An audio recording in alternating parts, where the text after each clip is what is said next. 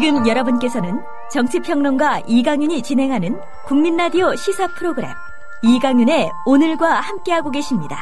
계속해서 오늘의 경제 쟁점을 짚어봅니다.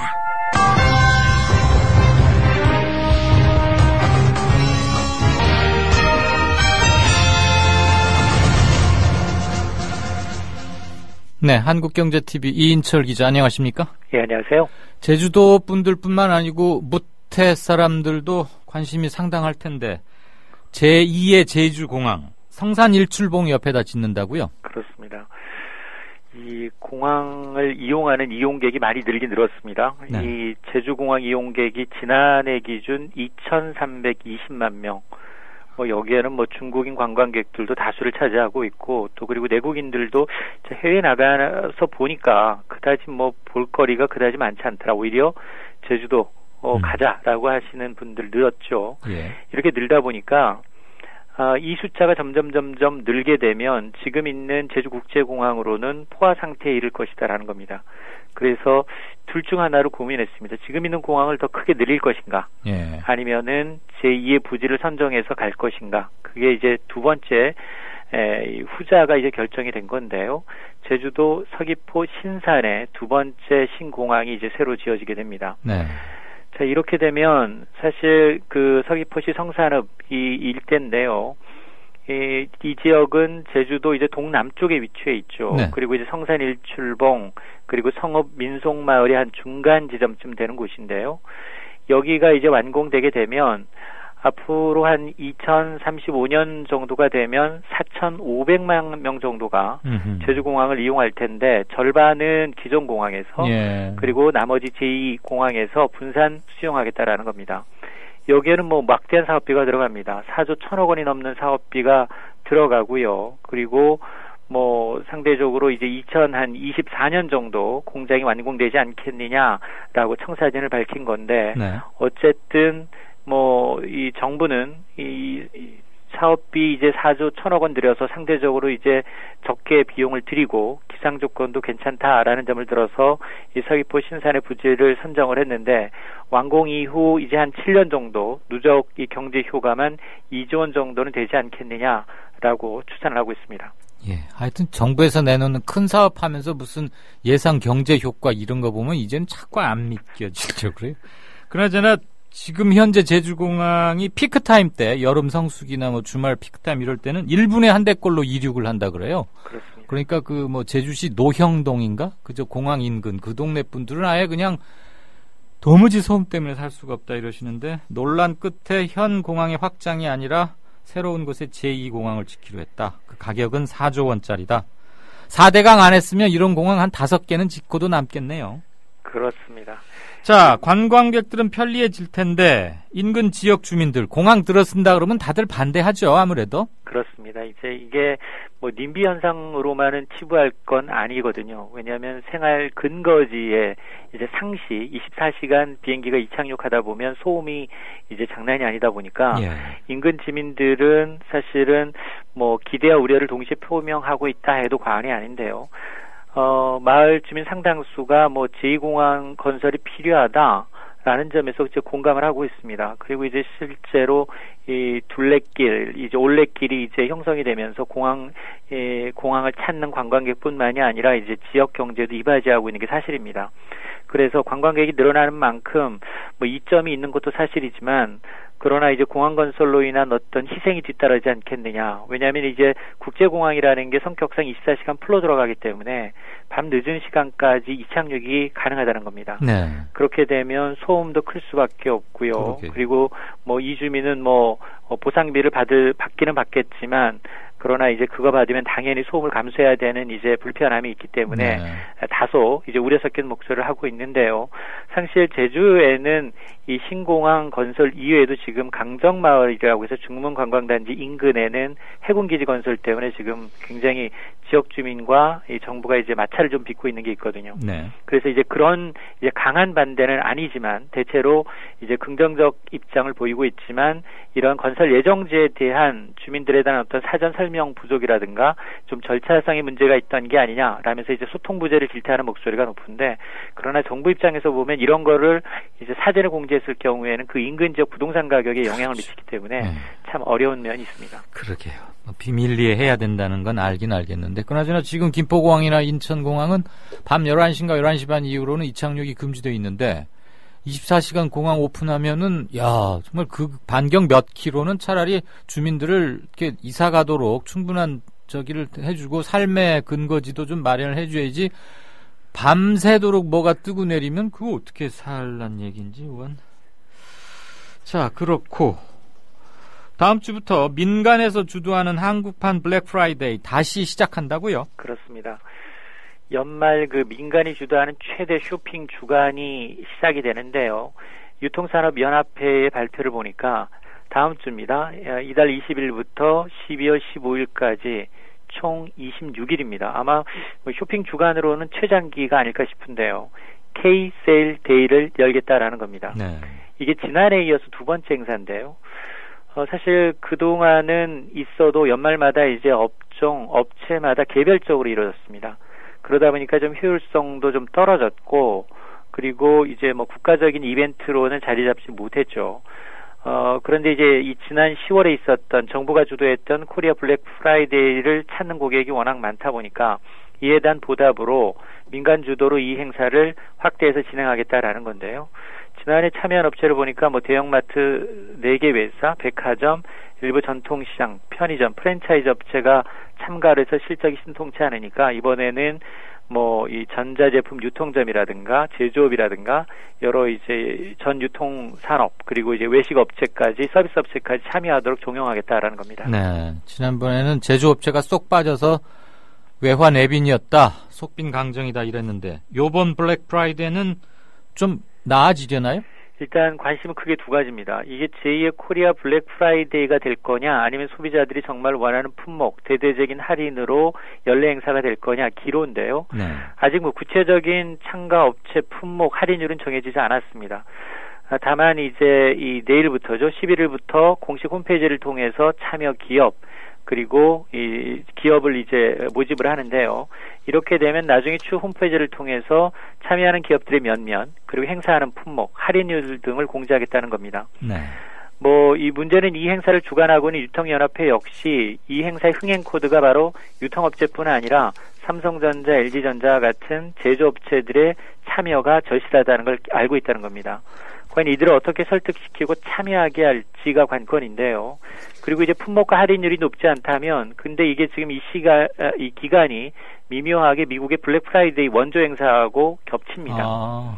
그러다 보니까 지금 직구족들이 뭐 이 기간을 놓칠 리가 없죠. 그러게요. 그러다 보니까 이제 정말 할인율이나 이제 품목의 다양성이 이제 이 제고가 되지 않는다면 오히려 유통업체들 축제 내주고 정말 이제 돈은 이제 외국 업체가 벌 수도 있기 때문에 이걸 좀 명심하셔야겠습니다. 오리지널 원단하고 잘못 붙었다가는 우세만 살 가능성도 있겠군요. 그렇습니다.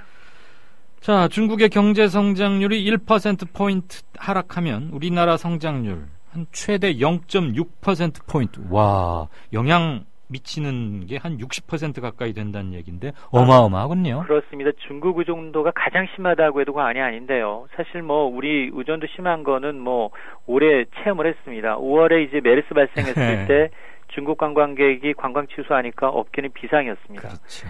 이후에 이제 코리아 그랜드 세일하면서 다시 중국인 관광객이 밀려오니까 백화점 유통업체들 다소 숨통이 튀었는데요. 내수도 중국의 영향을 받는데 하물며 수출은 더 심합니다. 네. 이미 뭐 우리나라 무역 규모, 미국, 일본 합친 것보다 중국 규모가 더 막 커졌다라는 건 공공연한 사실이고요. 네. 문제는 이제 중국이 종전의 수출 주도형 성장에서 내수 부양으로 정책의 중심이 옮겨가고 있다는 겁니다. 이 자체만으로도 중간재를 이제 팔아야 하는 우리 수출 기업들은 흔들리고 있다는 겁니다. 네. 이 중국과 경쟁하고 있는 이 중후 장대한 산업 역시 흔들리고 있는데요. 그래서 이 KDI가 이제 최근 중국 경제 불안에 대한 평가 시사점이다라는 보고서를 통해서 이 중국 경제가 이 경착륙할 수 있다라는 불안감이 확산되고 있는데, 중국 성장률이 1%포인트 떨어지면 우리나라 성장률은 적게는 0.2%, 많게는 0.6%포인트까지 둔화될 수 있다라는 지적입니다. 어마어마합니다. 자, 올 초에 한미약품이라는 회사의 주가가 8만 원쯤이었는데 1월 달에 지금 어제 보니까 뭐 81만 원인가. 그래서 거의 1년 만에 10배가 뛰었다 이러는데 왜 그런가 했더니 뭐 어마어마한 거액의 신약 기술을 주요한 외국 선진국들에게 많이 이렇게 수출 계약을 맺어가지고 이렇게 잘 나간다 이런 얘기인 거죠? 그렇습니다. 사실 뭐 불공정 거래 의혹도 있습니다. 예. 어차피 뭐 회사 관계자들은 어떤 제약사와 글로벌 제약사와 이제 협상이 오간다, 수출을 위한 협상을 오간다 그러면 저거 체결될 것 같다라고 그렇죠. 주위에 이제 퍼뜨릴 수 있죠. 내부 높은 사람들은 미리 알 거 아니에요. 그렇습니다. 그래서 이제 사실 말씀하셨던 것처럼 8만 원대이던 주가가 뭐 이제 최초의 수출 계약 기술 공시 이전에 이미 유통이 돼서 주가는 많이 뛰었다는 겁니다. 예. 2배 이상 뛰어서 지금 금감원에서도 이 조사에 나서고 있는 상황인데요. 어쨌든 결과만을 놓고 보면 예. 지금 한 4건의 이 수출 계약을 체결한 겁니다. 4건. 합치면 7조 원이 넘습니다. 7조요? 그렇습니다. 어마어마하긴 하군요. 맞습니다. 이제 지난 3월이었습니다. 미국의 일라이릴리라는 제약회사가 있습니다. 여기 면역질환 치료제를 수출했고요. 예. 7월에는 독일의 이제 베링거 인겔하임이라는 유명한 데죠. 회사 맞습니다. 여기다 폐암 치료제를 수출했고요. 네. 그리고 지난 5일이었습니다. 이제 한 5조 원대 이 5조 원대의 이제 프랑스의 제약회사와 이제 계약을 체결했고 사노피라는 회사든가 아마 그렇습니다. 예. 그리고 얀센과 이제 이 당뇨 비만 치료제 또 이제 1조 원대 했는데 다 합치고 보니까 4건이 7조 5,600억 원입니다. 예. 이게 사실은 지난해 이 회사의 매출을 봤더니 5,820억 원인데요. 그러니까 뭐 한 10배, 14배 가까운 수출 계약을 실적을 해서 물론 이게 다 들어오는 돈은 아닙니다. 네. 계약금 한 10%씩 받은 돈만 이미 7,356억 원. 작년 매출을 이미 넘어서 버렸네요. 그렇습니다. 이러다 보니까 주가가 지금 80만 원이 넘어서 뭐 이 시가총액 면에서도 뭐 LG전자를 제쳤습니다. 뭐 20위권, 28위권 정도로 이제 뛰어오른 상황인데요. 어쨌든 이 사이에서 이제 뭐 회사 대주주들 뭐 백만장자들이 나오고 있고요. 네. 그리고 이제 일부 이제 불공정 거래 의혹은 있습니다만 이런 R&D 투자, 이 회사가 거의 한 5천억 원대 R&D 투자를 했다고 합니다. 그간 23개에 달하는 임상실험 진행 중인 약품들이 있어서 이게 다 현실화되면 주가 더 뛰지 않겠느냐라는 기대감이 좀 커지고 있는 것도 사실입니다. R&D에 많은 돈을 쓰긴 썼습니다만 기술력도 상당한 세계적 수준에 올라가 있는 게 아닌가 싶고 사실 그동안 신약 기술은 G7 중에서 그냥 몇몇 나라들이 독점하다시피 왔는데 우리가 그걸 뚫었다는 것은 많이 칭찬해 줄 만한 일은 확실한 것 같긴 맞습니다. 하군요. 7조 원이라 어마어마합니다. 자, 마지막으로 수입 화장품의 국내 판매 가격이 외국에서 판매되는 것보다 최고 2.5배다. 그러니까 외국에서 100원에 팔리면 한국 들어오면은 똑같은 게 250원은 줘야 산다. 이 말인가요? 그렇습니다. 이게 사실은 명품 업체들, 뭐 가방이나 이런 업체들이 이제 배짱 장사한다. 개별 서비스 인하에도 안 하고 뭐 이런 이 한국 소비자를 봉으로 취급하고 있다라는 소식은 내내 전해드렸었는데 이게 지금 관행이 전혀 이제 고쳐지지 않고 있는 건데요. 한국 소비자연맹이 이제 54개 화장품의 어떤 국내 판매 가격을 비교해서 조사해봤습니다. 비교 대상이 이제 미국, 독일, 영국, 프랑스, 일본까지 5개국에서 54개 제품의 국내의 판매 가격을 비교해봤더니 모두입니다. 전 제품이 다 국내 판매 가격이 비싸다는 겁니다. 백화점 판매 가격은 최대한 1.5배 정도 비쌌고요. 네. 그리고 이제 남성용이 여성용보다 가격 편차가 더 컸습니다. 그러면서 이제 수입 원가보다도 이 관세청이 공개하는 수입 원가보다도 평균 한 3배 이상 수입 화장품이 이 마진을 물렸고 최대 9배까지 비싼 것으로 조사가 돼서 참 이걸 좀 관행을 좀 고쳐야 되는데 이걸 좀 어디서부터 손을 대야 될지 그리고 알면서도 이게 참 마진을 줄여라 라고 얘기할 수 없는 부분이어서 사실 책임 소비자들이 이제 가격이나 품질을 중시하고 굉장히 가격 비교를 많이 한다라고는 하지만 화장품 업체들의 경우에는 고가이면 고가일수록 잘 팔린다라는 그 심리를 이용하기 때문에 참 소비자를 탓하기도 그렇다고 해서 이제 유통업체를 탓하기도 참 어려운 상황입니다. 그러잖아. 그렇게 비싸게 먹여도 척척 사가는 분들은 누군지 돈들을 어떻게 버시는지 가끔 많이 궁금합니다. 네, 오늘도 알찬 소식 감사합니다. 네, 감사합니다. 지금까지 경제뉴스 브리핑의 한국경제TV 이인철 기자였습니다. 국민 라디오를 또 국민 TV를 읽는다? 미디어 협동조합 콘텐츠의 관문, 국민TV 뉴스를 아시나요? 뉴스K 등 국민TV의 모든 기사, 조간 브리핑 등 국민 라디오의 인기 콘텐츠, 주요 방송의 녹취와 뉴스메이커와의 대담, 주요 원고 대본이 여러분을 기다립니다. 국민 라디오와 국민 TV를 한눈에 만나세요. news.국민.tv 모바일 접속은 m.news.국민.tv. 네, 공지 2건 해드리겠습니다.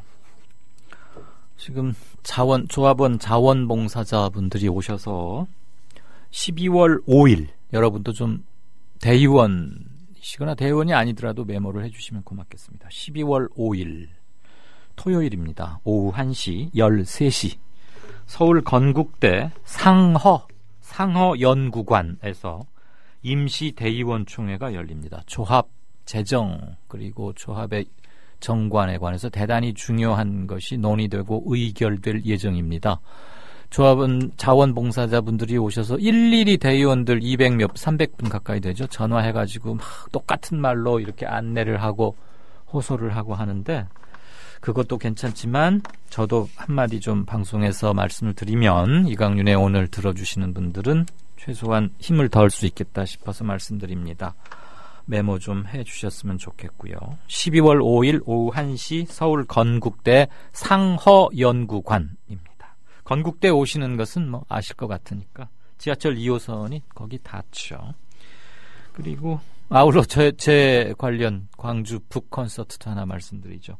11월 14일, 그러니까 나흘 뒤인가요? 닷새 뒤인가요? 이번 주 토요일 오후 4시부터 광주 수완지구, 한문으로는 어떻게 쓰는지 모르겠습니다. 수완지구라는 거, 아마 상무지구 무슨 지구 하듯이 수완지구 같은데요.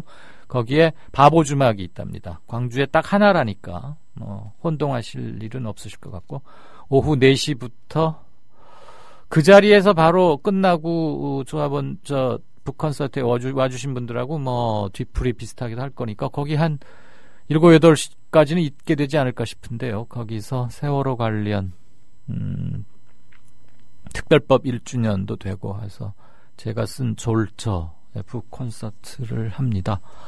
광주나 인근에 계시는 분들 이럴 때 한번 얼굴 뵐 수 있으면 좋겠습니다. 12월 5일 오후 1시 임시대의원총회 서울 건국대 상허연구관, 11월 14일 토요일 오후 4시부터 광주 바보주막, 그래서 이아묵의 북콘서트 이렇게 합니다. 게시판 잠깐 볼까요?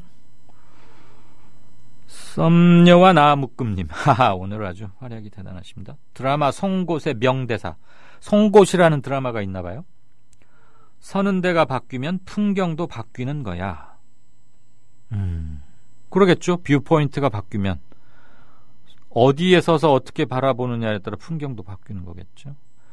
안내상의 노조 강의 중에 그 사람들에겐 우린 가축이요. 그 사람들에게는 우리는 가축에 불과하다. 이거 가축? 이런 노조 또는 악덕 자본가 이런 얘기입니까? 인간에 대한 존중은 두려움에서 나오는 거요. 그다음에 오케이마리님, 테마주를 매번 보는데 뉴스에는 한미약품만 나오지만 한미 말고도 10배 이상 급증한 것들 많습니다. 또 앞으로도 그런 주식들 수도 없이 나올 거고요. 다만 한미약품은 우량 주식인데다가 규모가 남다르니까 뉴스까지 격상돼서 취급되는 거겠죠. 아무튼 그런 급등주는 회사 다니는 일반인이 쉽게 탈 수 있는 게 아닙니다. 운 좋게 들어갔다면 그 운 좋음에 감사해야죠. 극단적인 테마주 잘못 건들면 한강 가기 십상이죠. 부러워하시는 분들 많을 텐데 조심하시고 욕심내지 말라, 이런 뜻 같아요. 한강 간다는 게 아마 그런 얘기겠죠. 비관 이런 거. 프로그램 끝날 때 되니까 아이패드가 수리돼서 돌아왔군요. 이미 다 했건만. 진짜 인터뷰 넘어가겠습니다. 국민라디오 팟캐스트 응원하는 가장 쉬운 방법 아시나요? 다운로드하기, 별점 주기, 댓글 달기, 구독하기. 국민라디오 팟캐스트 널리 알리는 가장 쉬운 방법. 다운로드하기, 별점 주기, 댓글 달기, 구독하기. 기억하세요. 다운로드하기, 별점 주기, 댓글 달기, 구독하기.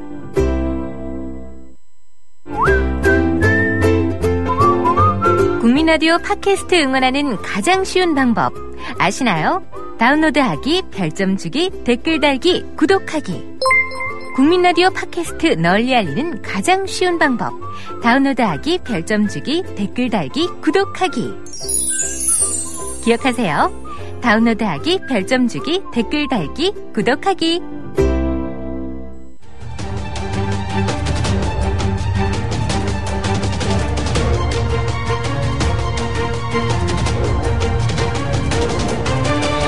이강윤의 오늘, 이제는 진짜 인터뷰입니다. 네. 프레시안의 이재호 기자 연결돼 있습니까? 네, 안녕하세요. 안녕하세요. 네, 반갑습니다. 거긴 주간지더라도 뉴스 막 뜨고 그러면 그때그때 기사 써서 올리고 그래야 되죠, 요즘은? 저희는 일간이고요. 네. 미안합니다. 네네, 관련한 뉴스는 계속 매일매일 올리고 있습니다. 동시에 네. 막 여러 것을 하다가 네네네. 프레시안을 순간적으로 시사인으로 생각했어요. 미안합니다. 아닙니다. 네, 프레시안은 온라인 뉴스 사이트니까 뭐 제깍제깍 뉴스 보이는 대로. 자, 네. 미얀마에 드디어 53년 만에 우리도 1980년, 81년 그때 잠시 왔다 간 서울의 봄, 그때 기억을 생각하면 미얀마 사람들이 지금 느끼고 있을 마음의 벅참 이런 것들 유추하기가 어렵진 않은데 일단 미얀마 총선 결과 최종 집계 나왔나요? 아직 최종 집계는 안 나왔고요. 네. 현재 시간으로 어제였던 9일 오후 4시부터 개표 결과가 발표가 됐습니다. 초반 판세만 좀 보자면 아웅산 수치 여사가 이끌고 있는 민족주의 민주동맹, 그러니까 영어 약자로 NLD라고 하는데요. 네. 이들의 기세가 대단합니다. 일단 미얀마 선관위가 발표한 결과를 좀 보면요. 하원 88석에 대한 집계가 완료됐는데요. 이 중에 NLD가 78석을 차지한 것으로 확정됐습니다. 네. 집권여당인 통합단결발전당, 영어로 약자로는 USDP인데요. 여당은 하원에서 5석을 얻는데 그쳤고요. 네. 나머지 5석은 소수정당들이 나눠 가졌습니다. 예. 그런데 문제가요. 미얀마 선관위에서 개표 결과를 너무 느리게 발표하고 있다는 겁니다. 현재 시간으로 8일에 일요일에 이미 투표는 종료가 됐고요. 예. 어제 오후부터 개표 결과를 발표하기 시작했는데 아직도 전체 하원 선출 의석인 323석 중에 88석만 당선자가 확정된 겁니다. 왜 이렇게 늦어요? 네. 이게 이제 미얀마 쪽에 선거 시스템이 아무래도 통신에 좀 문제가 있고, 예. 그리고 집계하는데 좀 오래 걸리기 때문인데요. 그런데 이 NLD 측에서는 다른 이야기를 좀 하고 있습니다. NLD의 윈 흐테인 대변인은 선관위가 뭔가를 꾸미려고 이렇게 발표를 좀 늦게 하는 거 아니냐라는 의혹을 제기했는데요.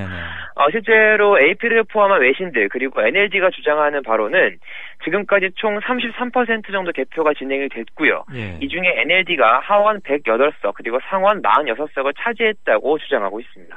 그럼 지금까지 개표 완료된 확정된 것만 보면은 뭐 90% 가까이 의석을 휩쓸고 있는데 네, 이제 까야 할 투표는 아직도 지금까지 확정된 것보다 2배쯤은 더 남은 거고 꿈을 대는 속에는 뭔가 53년 동안 철권 독재 정치를 해온 수구파들이 뭔가를 꾸미고 있는 게 아니냐 이런 의혹이 제기된다 이 말이죠.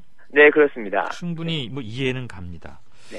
근데 또 과연 총칼로 그런 짓 할 수 있을까 싶기도 하고 또 항상 우리가 무엇을 상상하던 그 상상을 뛰어넘는 게 독재 정권의 특성이기도 하니까 말이죠. 네.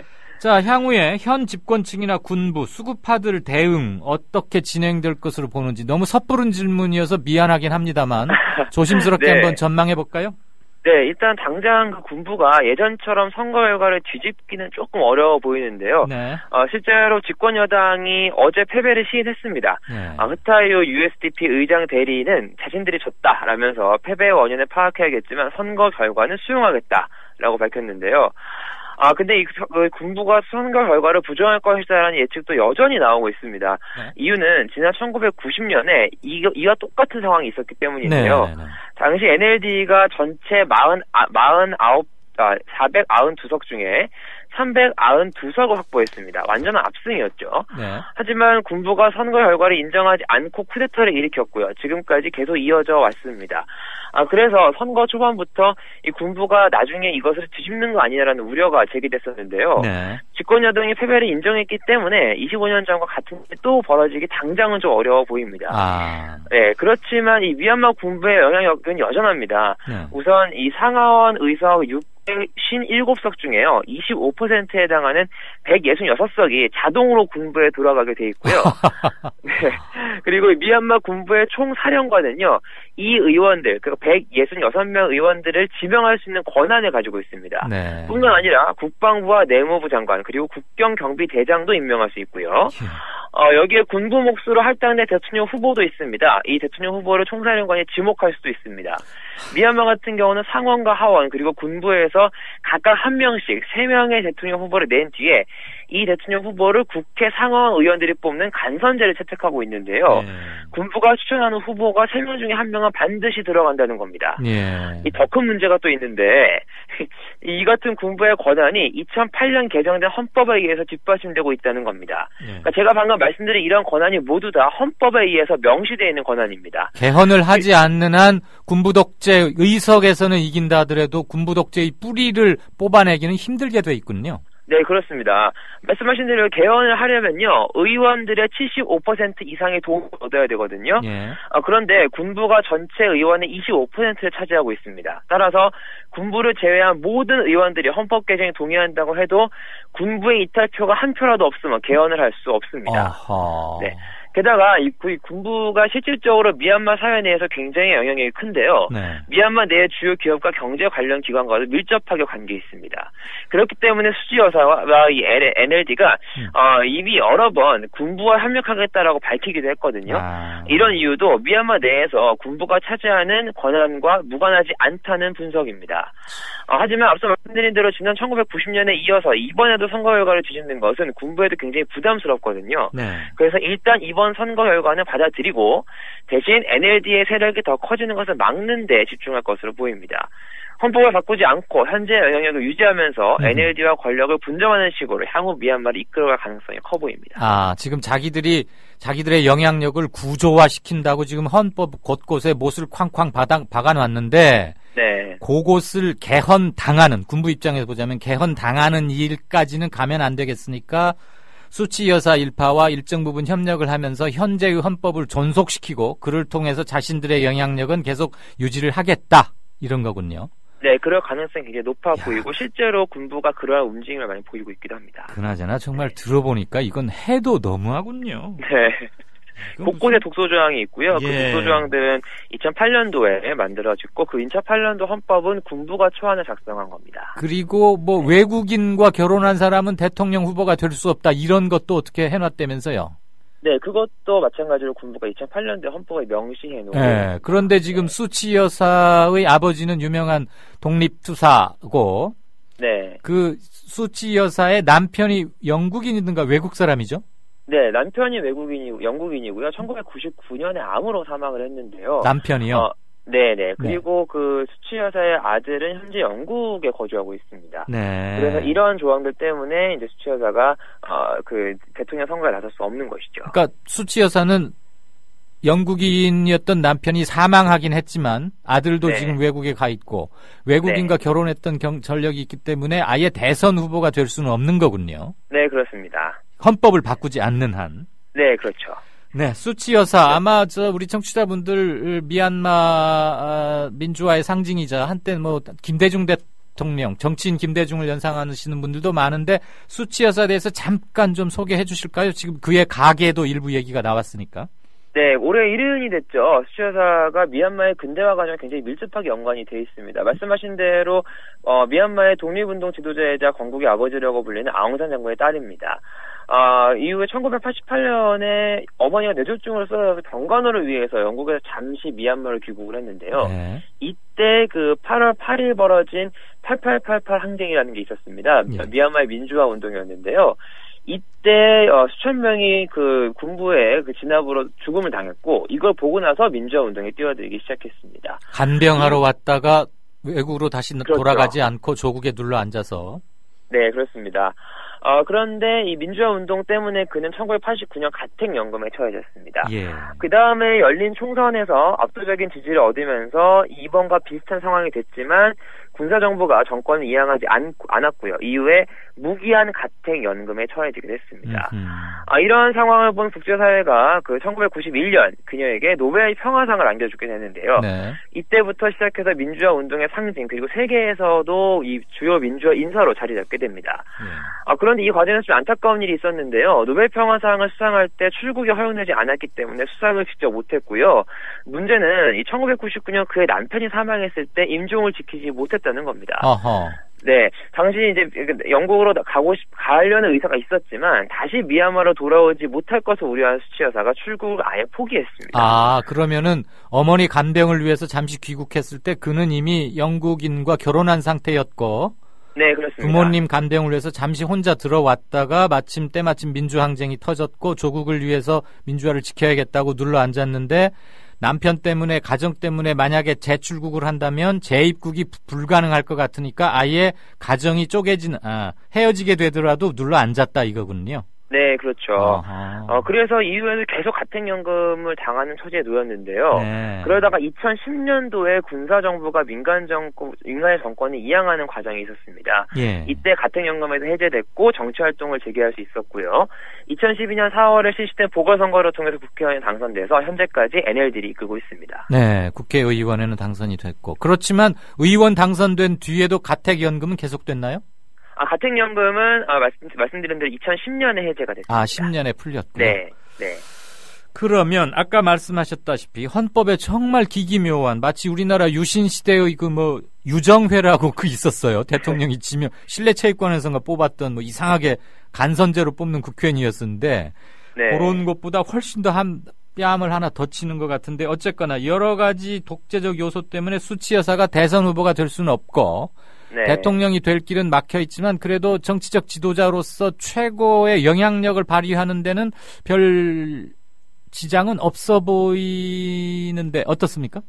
네, 일단 수지 여사가 말씀하신 부분을 의식을 많이 한 것 같습니다. 선거운동 기간 중에서도 본인이 이제 대통령을 넘어선 실질적인 권한을 행사할 것이다라면서 NLD를 지지해 줄 것을 호소하기도 했고요. 또 미얀마 헌법에 대통령 위의 지도자를 규제하는 내용이 없다면서 대통령보다 더 위에서 활동하는 지도자가 될 수 있다라는 이야기를 하기도 했습니다. 그런데 이 점이 또 약간 비판의 지점이 있는 것이 이 절차적 민주주의의 정당성을 훼손하는 거 아니냐라는 그런 비판이 나오고 했습니다. 그러니까 사실상 섭정과 비슷한 역할을 하겠다는 건데 이 본인이 가장 중요하게 생각하는 민주화라는 가치를 스스로 어기게 되는 행위다라는 비판이 서구를 중심으로 많이 나왔고요. 근데 말씀하신 대로 어찌되었든 NLD가 단독 과반을 달성을 하게 되면 수치가 본인이 아니더라도 그 수치가 밀리는 대통령이 아무래도 대통령이 될 가능성이 이제 높죠.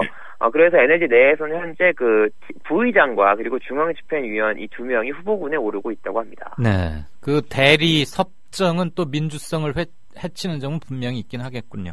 네. 오늘 사실 동남아 특히 미얀마에 대해서 이렇게 해박하고 속속들이 아시는 분은 교수를 연결해도 쉽지는 않은데 과거부터 지금까지 그리고 미얀마 헌법의 많은 문제점들 아주 스피드한 속도로 일거에 해소시켜줘서 대단히 고맙습니다. 섭외 시간도 충분히 시간을 못 드렸는데 촉박한 인터뷰 제안 응해줘서 대단히 고맙습니다. 네, 감사합니다. 다시 연락드릴 일이 많기를 바랍니다. 네, 고맙습니다. 네, 지금까지 프레시안의 이재호 기자였습니다. 이강윤의 오늘이 준비한 11월 10일 화요일 순서는 여기까지입니다. 날씨가 그닥 쾌청하진 않군요. 미세먼지 주의보도 있고 80년대 영화죠. 영화 디어 헌터의 주제곡 카바티나 연주 들으면서 아쉽지만 작별하겠습니다. 저는 내일 다시 뵙습니다. 들어주셔서 대단히 고맙습니다. 이강윤이었습니다.